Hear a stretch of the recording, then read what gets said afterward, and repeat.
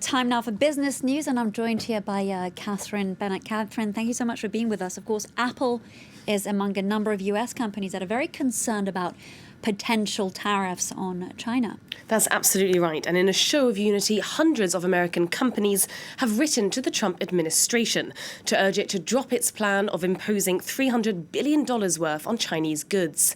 Apple is one of the most high-profile firms. It's warned the US government that new tariffs would actually help its rivals. The extra tariffs could add hundreds of dollars to the price of Apple products, and the company said it would tilt the playing field in favour of competitors. The world's largest retailer, Walmart, has been stung with allegations it infringed US anti-corruption law and is paying $282 million in penalties. Solange Mougin has the story. Supermarket chain with some dirty secrets.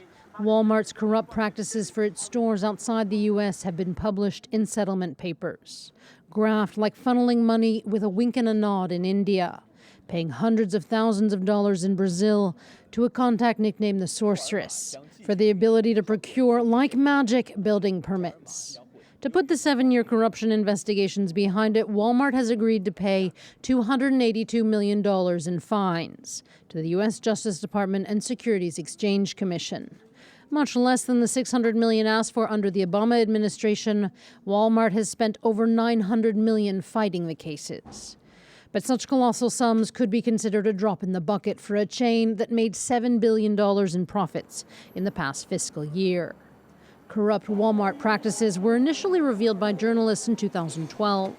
The SEC and Justice Department then took over and found Walmart deliberately looked the other way as middlemen paid millions in bribes on 3 continents over a decade. In a statement on its website, Walmart's CEO said the company was pleased to resolve the matter and that they had enhanced the company's ethics policies and compliance with the Foreign Corruption Practices Act, which makes it illegal for American companies operating abroad from using bribery. American aviation regulators have banned US airlines from flying over parts of Iran's airspace. The order comes a day after Iran shot down a US drone over the Gulf. United Airlines had already suspended its Mumbai-Newark flight that goes over Iran. Gold, however, has been doing well off the back of these heightened political tensions in the Middle East. On Friday, gold prices soared to its highest level in 6 years, climbing 1.36% to a height of $1,406.71 the ounce. It's currently priced at $1,402.30. Let's take a look now at how the markets are reacting in Europe. So stocks remain mixed but are edging higher as investors keep a close eye on those simmering geopolitical tensions between the US and Iran. The London FTSE and the CAC 40 were both up slightly, while the DAX stayed just under the flat line. Bank of England Governor Mark Carney said that Facebook's new digital currency Libra must be more regulated than social media. He said that Libra could lower costs and increase financial inclusion, and also announced that non-banks would be able to hold accounts with the Bank of England. But he also issued a warning about Facebook's ambitious new plan. Bank of England approaches Libra with an open mind, but not an open door. Unlike social media, for which standards and regulations are only now being debated and legislated well after they've been adopted by billions of users, the terms of engagement for innovations like Libra must be adopted well in advance of any launch. And that's something that the Chancellor and I insisted upon at the last G7. Today's business headlines.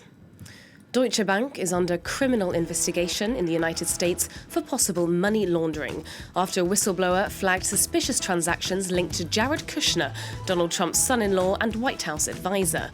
Deutsche Bank has been under investigation by the US Department of Justice since 2015. This probe is the latest in a series of regulatory missteps for the bank. And a small silver lining for the embattled alliance between Renault and Nissan. The two car makers have signed an exclusive deal with the self-driving car company Waymo to develop autonomous vehicle services in Paris and Japan. It's the first time that Waymo has forged partnerships outside of the US market. The chairman of Taiwanese electronics company Foxconn is stepping down in order to pursue a bid for the Taiwanese presidency. Terry Gu announced his resignation on Friday. He will remain on the board. His successor has already been named, Young Liu, the head of the business's semiconductor unit. This could mark a new direction for the Apple supplier after 45 years of Gu at the helm. Where you want to be buried is a grave financial matter. The funeral industry in France is valued at over €2 billion. We take a look at one aspect, burial plots that go up for auction. Solange Moujon has more. An investment for eternity, or at least until the lease expires. In Lyon, dozens of tombs are being auctioned off, a tradition that dates back to the late 1880s. The burial spots have either been abandoned or are no longer renewed. Here in Loyasse, Lyon's oldest cemetery, dozens of the city's residents have gathered to bid on their possible future resting places. We talked to the children about it. On Father's Day, we ate together and told them we were going to choose F4, F5 at the Loyasse Cemetery. 3000. With the starting price at €500, the couple ended up spending some €3,000 for their chosen burial spot. Buying or leasing certain tombs can also be financially beneficial for those who want a historic or ornate mausoleum. Building a tomb monument is very, very expensive today. So if you're looking for an important monument with status, it's almost impossible. With an aging population in France, many cities are looking for alternative ways of handling their increasingly crowded or full cemeteries. In Paris, there's a major shortage of spots. 97% of them were bought for eternity, so most residents are laid to rest outside the city limits. To be buried in one of Paris's 14 cemeteries, buying a 2-meter squared plot costs over €15,000. And that's if you can get one. In 2017, only 171 plots were for sale or lease, and there were nearly 5,000 requests. In good news for Chinese tourists, they're getting their own flight straight to France's Riviera. Air China is launching a direct flight from Beijing to Nice, the first route linking China with a regional French airport. It's all part of a push to welcome the growing numbers of Chinese tourists, who hopefully plan to dig deep into their pockets while they're on holiday. Nice Airport has already been making strides. It's translated its website into Mandarin, decked out terminals with signs in Mandarin, and installed interactive kiosks to help Chinese travellers. So good news for the summer. Indeed it is. Thank you very much for that business update, Catherine Bennett, and thank you for watching. Stay tuned for more news coming up with me in 4 minutes' time.